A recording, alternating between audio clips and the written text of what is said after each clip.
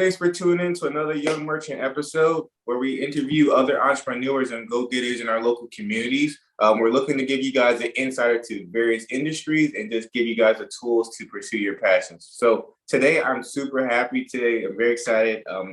My guest today is probably tired of me harassing her for getting an interview, but today we have Sara Villari. I hope I'm not butchering your last name, but she's the owner of Occasionette. It's also a curated gift shop, and there's actually multiple locations. They're in Philly and Collingswood, and I'm just super excited to have you on the show today. So, Sara, thanks for joining us today. Thanks for having me. Absolutely. So, for everybody, I'm familiar with your story. I've been following you for a little bit, but for anybody who's new to you, can you just give us a brief just history or background of yourself and business?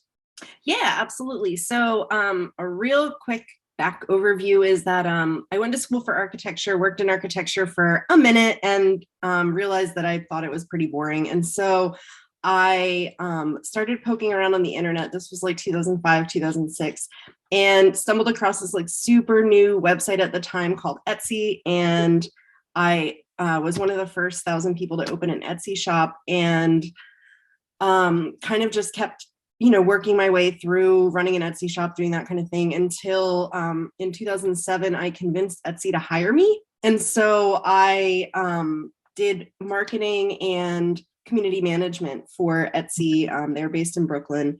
And I worked for Etsy for about a year and a half before I parted ways with them in the end of 2008 and was just running my own little business. I was an illustrator, and I would screen print my illustrations onto tea towels. So I was selling my tea towels to a couple hundred other stores on a wholesale basis, stores basically just like Occasionette, for a couple years until a spot opened up on East Passyunk Avenue in South Philly. And I thought, oh, this is great. I'll put a little shop in the front where I'll sell my stuff and things from, other people that I've met at craft fairs, other vendors, things like that in the front. And then I'll just do my tea towels in the back.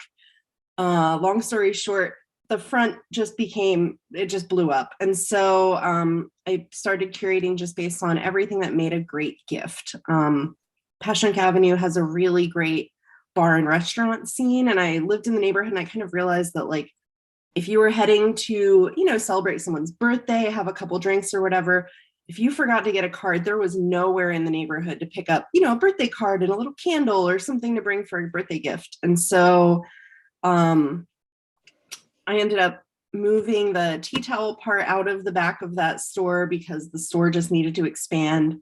So I opened that store in 2013. In 2017, I had moved over to Collingswood. And so I saw a big old building, pretty much abandoned right in the middle of town, right across the street from the pop shop, which is kind of like the center of Collingswood. And I had to basically beg, borrow, and plead with the landlord to let me rent the space. And the building was a disaster. The building is still kind of a disaster, but we've put in a lot of work. This is where my background in architecture helps because I understand how buildings work. But yeah, we opened the big store in Collingswood then in 2017, and just been plugging right along. And in 2020, I just fell in love with a storefront a couple doors down in Collingswood. It had been a thrift store, wasn't a great business model, unfortunately, during the pandemic. They didn't make it, but it's a beautiful storefront, and I kind of just fell in love with it. And so I knew that having more square footage in the height of 2020 was going to be good because we were limited how many people we could have in the store at a time based on square footage. And so we opened a third store. And so we have 2 little stores in Collingswood, 1 in South Philly, and of course, like everyone else in the world now, we have a web store as well. There's a lot just to unpack there. I'm gonna try to start. One thing I like is already you talked about just like the versatility of it. I don't know. You can tell me if that's the reason why you got it. But just talking about the limited space, and because that was one question I was going to ask you was because I know the Joy shop was really close. Yeah. So I like that the versatility of it. The reason behind it was, just to create more space. Did you have a lot of traffic when you first, because Collins was your flagship store, right? Yeah. You have a lot of pretty good traffic and you kind of saw that? In Collingswood? Yeah. Yeah. I mean, the town is just so like accommodating and so welcoming and so supportive. Collingswood, I always kind of laugh that, like, for better or worse, you could open the most terrible business in the world and Collingswood will be like, yeah. I obviously try to open the best store I can in Collingswood, but we just feel so lucky to be in a community that really loves local business the way that it does. There's a lot of, restaurants, cafes. And they're gonna hate me. There's a new, almost, I want to say, furniture store down there, next to June BYOB. So there's so many different things down there, and it just really is like a community oriented neighborhood. So I love Compton. And it's a kind of a small town, but I love that town. It's kind of got a lot going on for how small it is. A lot. I think was it Christmas or New Year's or something? Everybody was outside. It was like, it's an awesome town. As far as one thing I wanted to get into was, why did you start Occasionette? So I didn't know about Etsy before. I did not know that. What made you decide to go back on your own? So, I kind of felt like I should kind of practice what I was preaching, in the sense that, my job at Etsy was to help other business owners come up with ideas for marketing their small businesses, help them work together with other small business owners to market together. And I had maintained my Etsy shop the whole time I was working for Etsy, just kind of as like a side thing that was almost, I want to say, encouraged when you work at Etsy. Like, oh, what are you making right now? Like, what are you doing when you're not working? And so, I just kind of realized that, working there full time, they wanted me to move to Brooklyn. I lived in Philly. I didn't want to move. And, I just kind of was like, wait, I don't need to find another job after I leave Etsy. I have another job. Like, I have this thing that has the potential, and I can just kind of do exactly what I've been teaching other small business owners how to do, is make a living making things. So, I did that, and I realized that a lot of my business was really, it was almost like 50-50 split between me selling directly to customers, but also me selling to these other shops. And so getting to know the shop owners through these wholesale relationships, I just kind of realized that was actually, I enjoyed it more than just like a one-off person buying, maybe one towel, two towels a year or whatever, for their mom for Mother's Day or whatever it was.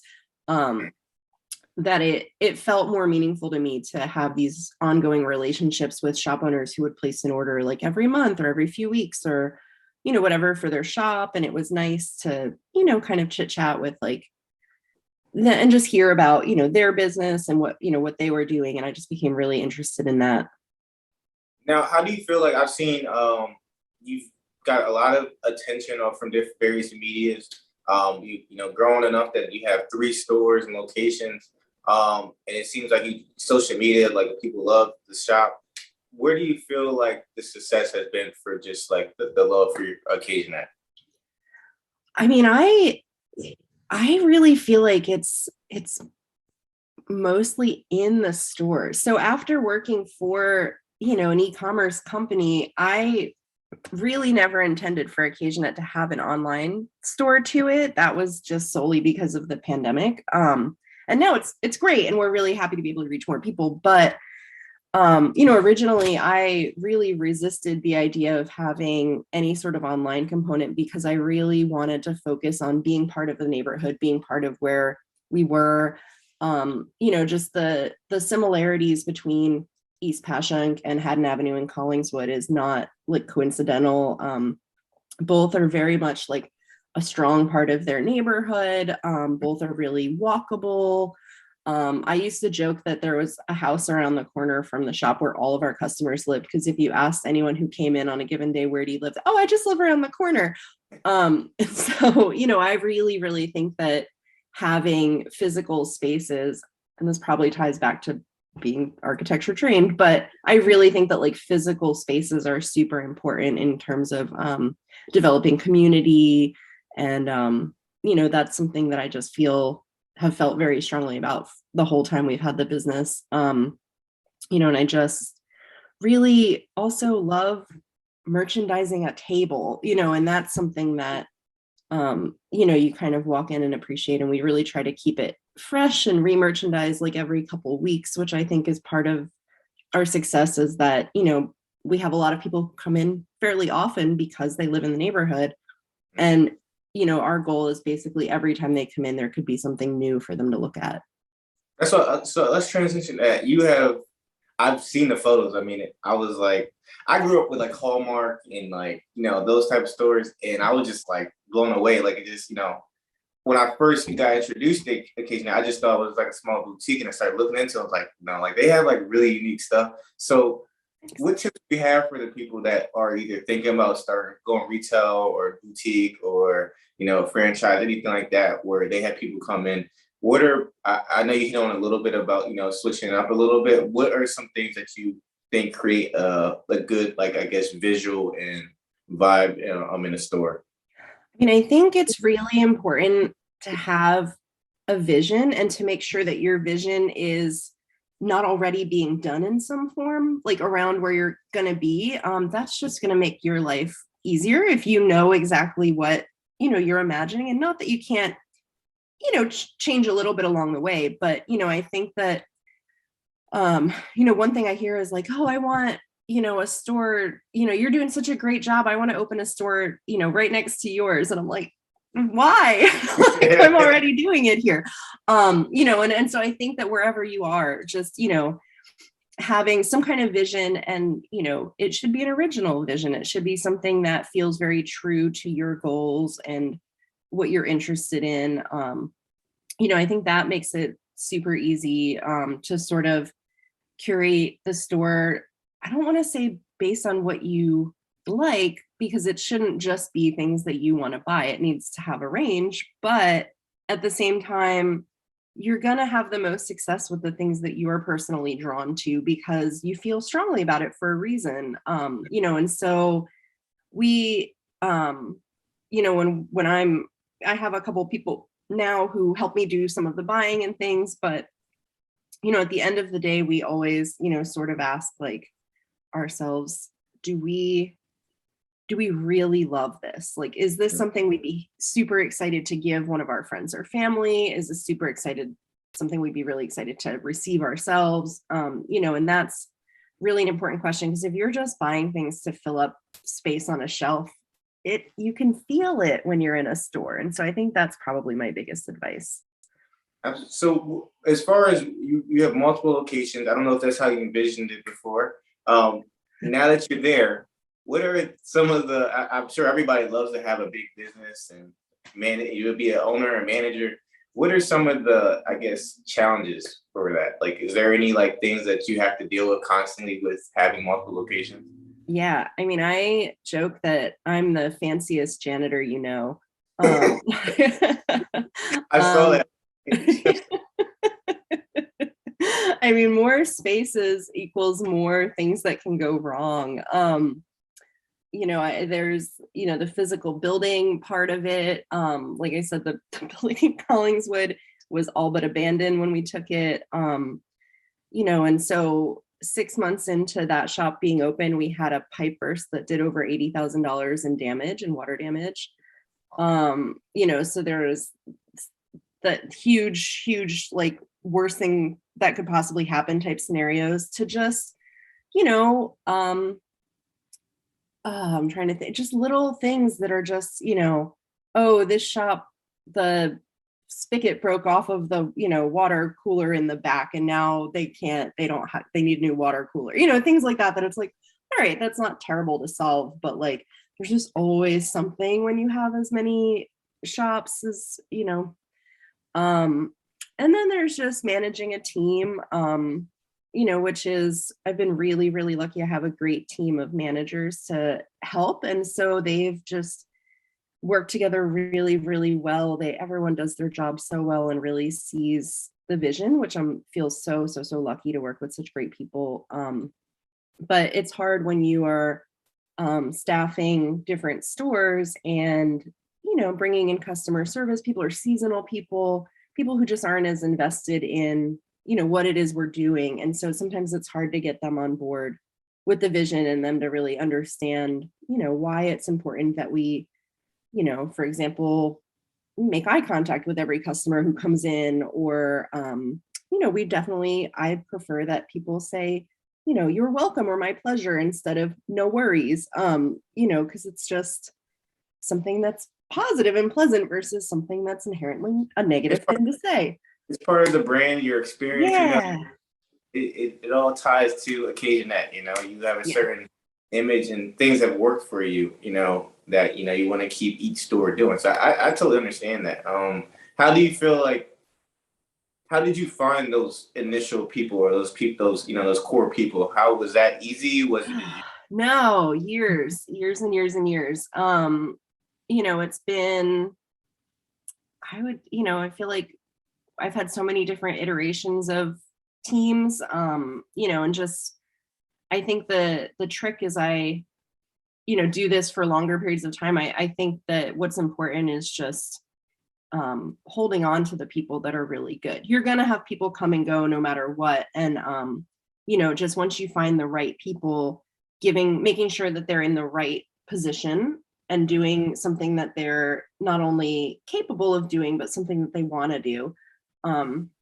Making sure that all like sort of lines up. And then once you have those right people doing the right job, just holding on to them the best you can. So, just treating people really well, not just in terms of paying as much as you can. I mean, we're a small business. We're never going to compete really with, bigger, larger national brands on, that level. But, being flexible when you can in terms of like time off and, things that are more human, I feel like are the way that we have been able to sort of retain our best employees.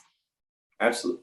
Yeah, I feel like it helps. I'm sure when you're expanding, you're growing, the last thing you want to be having is headaches with the people that you're supposed to be relying on most. I'm sure nobody's happy to lose, a seasonal part-time person, but you could probably find someone. But, when you have those main core people, you definitely want to be able to rely on them. So I like that you say that you also give them opportunity to be able to rely on you, in the business. So that's really important.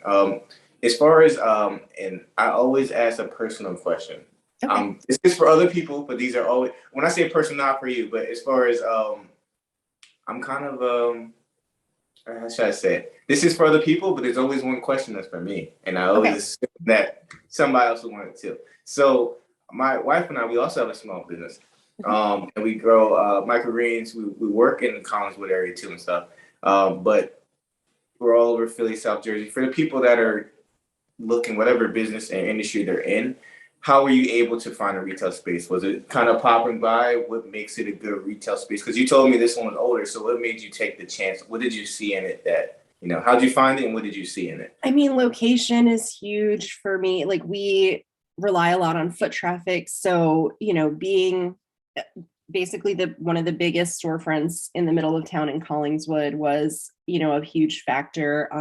But I also saw that just like, as someone who was walking from my house to the Patco train every day, that like, it just kind of bummed me out that there's this space that had such potential and such a great location, but was just being so underused. I mean, it was, never open. It was, just like not, and I just was it would just bum me out when I'd walk by and I'd be like, oh, this could be so much cooler. And so that was sort of how I found the space in Collingswood. And it was, an uphill battle all the way trying to negotiate with that landlord. He owns dozens and dozens of properties. He's not local. And so, just trying to convince him that I was a worthwhile tenant, that I would be, a good basically investment for this space. And that, I had a viable business plan, that kind of thing, was really hard. But in terms of me choosing the space, I was just obsessed with the idea of opening a store in Collingswood. And I just there's limited number of storefronts that would work for us in Collingswood, and that one just kind of jumped out at me as sort of like this sad forgotten space that just really needed some love. The South Philly space, though, to go back, was the Obama campaign headquarters for South Philly for the 2012 election. And so I knew it was going to be open in 2013 because the election was going to happen. And so I actually got married in November of 2012, and in between like getting ready for my wedding, I would like pop into the space and I would sort of talk to the campaign manager and be like, who's the landlord? And then I'd have to like reassure them that like, no, I voted, believe me, it's good. I voted, you're happy. Like, I get it, but I need to, I really want to rent this space when you guys are done with it. And so, yeah, that space was kind of, I'm persistent when I choose a space, I guess is the theme. That's good. I mean, I've noticed a lot of entrepreneurs are very, when they want something and know something's good or they like something, they're like very obsessed. They're very like, I mean, I think a lot of people, when they like something, they go after it, but I feel like there's just like another level when you want something. And like you said, it's almost like, some could say too far, but it's just like you're doing whatever you can to, get that thing or get this done. So I can see, I understand. I understand that feeling. I mean, my brain is always like thinking about, I mean, if there's a for rent sign, I try to imagine, oh, what could that be? But yeah. And then sometimes, my husband walked into the really good bakery next door to Joy Shop, and he just went in to get a croissant one morning when we were walking home from the farmer's market. And he came out and I was on the phone with the realtor. Oh, okay, cool. I'll come see the space on Monday. That space was the easiest one, I will say.